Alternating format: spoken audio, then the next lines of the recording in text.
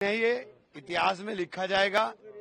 हमारे अधिकारों के ऊपर पूरी तरीके से कुठाराघात है और हमने बार बार चेताया कि आप जो बात यहाँ बोल रहे हो, आप कह रहे हो कि हमने वक्फ बाय यूजर को खत्म कर दिया, लेकिन वक्फ बाय यूजर के अंदर एक शब्द लगा करके सिवाय उन संपत्तियों के जिन संपत्तियों के ऊपर सरकारी कब्जा सरकारी ना हो, मतलब कब्जा सरकार का ना हो या वो विवादास्पद ना हो।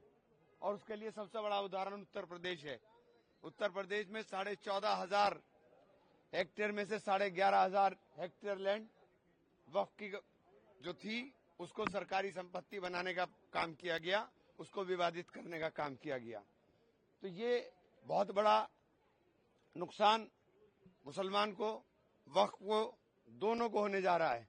हम लोग इस लड़ाई को लड़ेंगे, चूंकि हमारे जो अधिकारों का संरक्षण बाबा साहेब भीमराव अंबेडकर के संविधान ने हमें धारा 14 के अंदर, धारा 16 के अंदर, धारा 25 के अंदर और धारा 26 के अंदर दिया, उसके ऊपर पूरी तरीके से बुलडोज किया गया। उसके ऊपर ओवरलैपिंग हुई। हम लोग रास्ता देखेंगे, कोर्ट जाएं, कोर्ट में जाकर के हम लोग लड़ाई लड़ेंगे। लेकिन ये जिस तरह का काम आज हुआ है, ये इतिहास में काले दिन के रूप में दर्ज होगा। इमरान साहब, क्या कांग्रेस कोर्ट जाएगी या आप इंडिविजुअल किसी कैपेसिटी में जाएंगे कोर्ट? नहीं, देखिए हम लोग अब सब लोग इस बारे में चर्चा, क्योंकि अभी नहीं हुई, कोई भी चर्चा करेंगे इसमें। हम लोग सब लोग बात करेंगे और हम लोग जाएंगे।